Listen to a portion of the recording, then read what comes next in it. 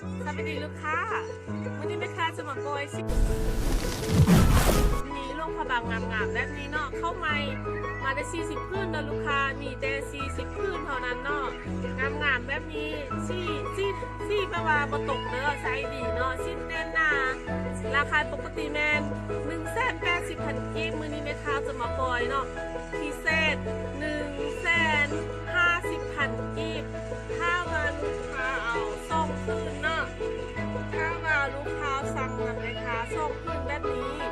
แม่ค้าจะฝากให้ฟรีนะลูกค้าเนาะ150,000กีบเด้อลูกค้าสินค้าหนีบ่ไล่เนาะสินค้าหนีบ่ไล่จะทำงานแบบนี้เด้อลูกค้างามแบบนี้เนาะซื้อซองคืนแม่ค้าส่งฟรีทั่วประเทศเนาะทั่วประเทศลาวแม่ค้าส่งฟรีเด้อลูกค้าแคปรูปอินบ็อกซ์ให้แม่ค้าเลยเนาะแคปรูปและอินบ็อกซ์มาเลยตัวนี้จะเป็นแบบออกเป็นสีผสมเนาะจะเป็นสีดำสีบัวแล้วก็สีเหลืองมาปนกันเนาะแล้วก็แซมไม่ขำนะลูกค้าขึ้นนี้ไม่ขำนะตัวนี้เนาะแคปรูปเลยนะลูกค้าเนาะตัวนี้จะเป็นแบบออกซิม่วงเนอะลูกค้า150,000กีบเนาะซื้อซองคืนแคปรูปอินบ็อกซ์ให้แม่ค้าเนาะแม่ค้าฝากฟรีให้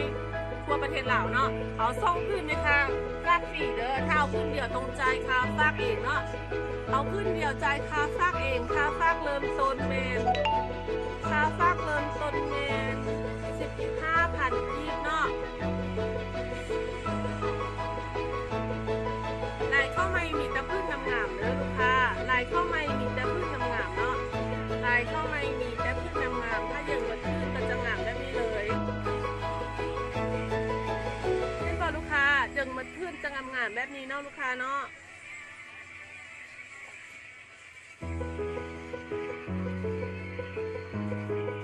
ตัวนี้ก็เป็นสีม่วงเนาะตัวนี้เนาะโทนม่วงอมหัวเด้อเนาะโทนมันจะแบบว่าโทนกลมกลืนแล้วตัวนี้เนาะโทนสีแบบกลมกลืนแล้วลูกค้าเนาะแคปรูปและอินบ็อกซ์มาเลยลูกค้า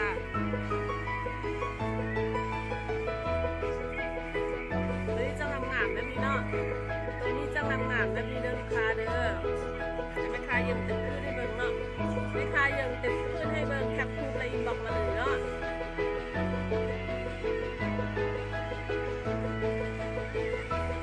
ลายยอดนิยมเลยลูกค้าตรงนี้เป็นลายยอดนิยมเนาะงามพื้นสินค้าตัวจริงจะแน่นหน้าเนาะแน่นหน้างามเนาะ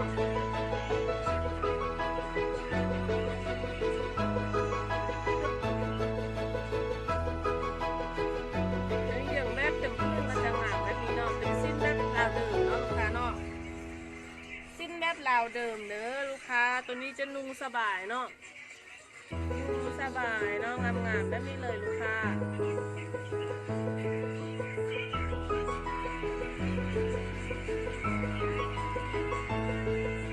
แคปรูปเลยเนาะลูกค้าเนาะแคปรูปเลยค่ะงามๆแบบนี้เลยเนาะ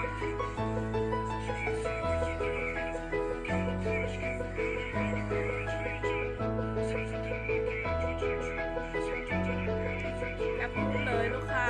งามทุกพื้นเนาะ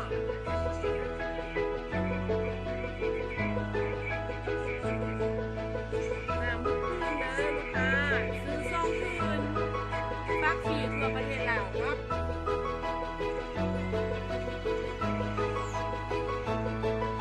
อันนี้ก็จะงามๆแบบนี้เนาะเป็นสีดำค่ะ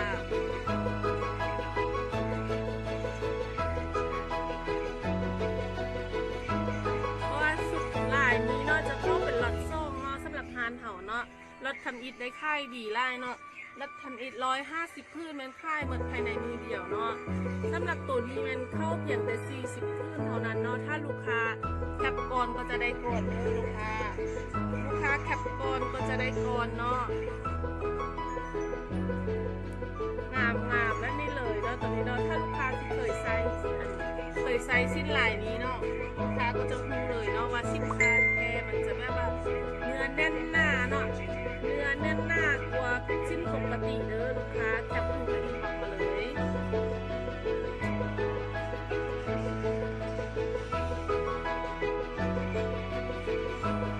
ที่หอมเด้อลูกค้าจะสีหอมเนาะที่หอมแคปรูปเลย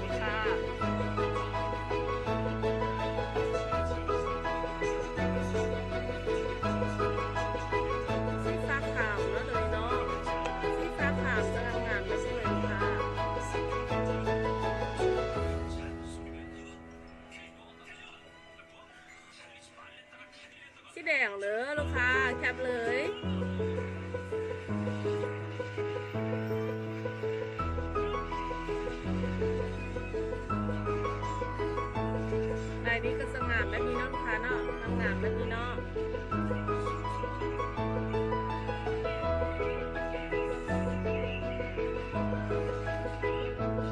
แคปมูฟเลยเด้อลูกค้าแคปมูฟเลย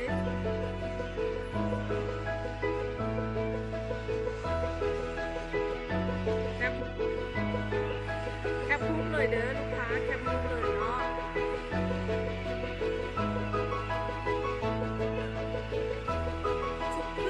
ราคา150,000 กีบเนาะเอาซ่องพื้นนะคะภาพให้สีทั่วประเทศลาวโทนมันจะเป็นโทนแบบว่าโทนเดียวกันเนาะแต่ว่าลายสังเกตตรงลายมัดมีจะต่างกันทุกพื้นเลยเนาะลายมัดมีจะต่างกันทุกพื้นเลยเด้อแต่ว่าโทนคอนเซ็ปต์มันเป็นโทนที่เดียวกันเนาะถ้าว่าลูกค้าเอาไปใช้แบบนูเป็นคอนเซ็ปต์เป็นทีมสินะเป็นคอนเซ็ปต์ที่มันก็จะงามเลยเนาะลูกค้าเนาะ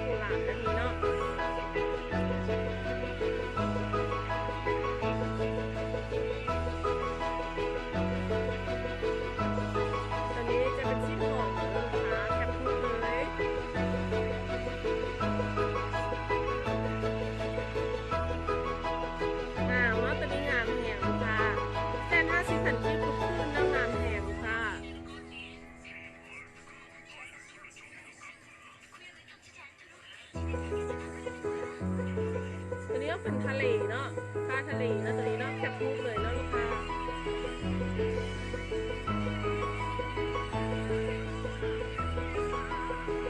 แคปมูฟเลยเนาะตัวนี้เนาะ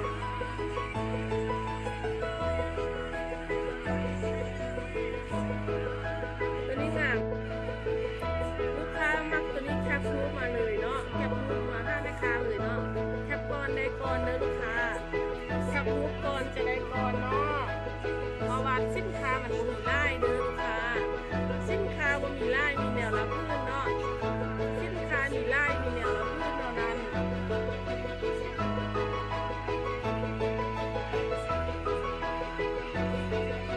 นี้จะเป็นสีทองค่ะสีทองเนาะตัวนี้เนาะ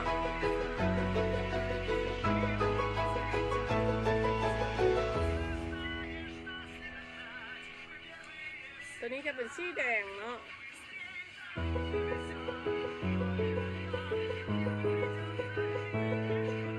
ตัวนี้จะเป็นสีขาวนะลูกค้า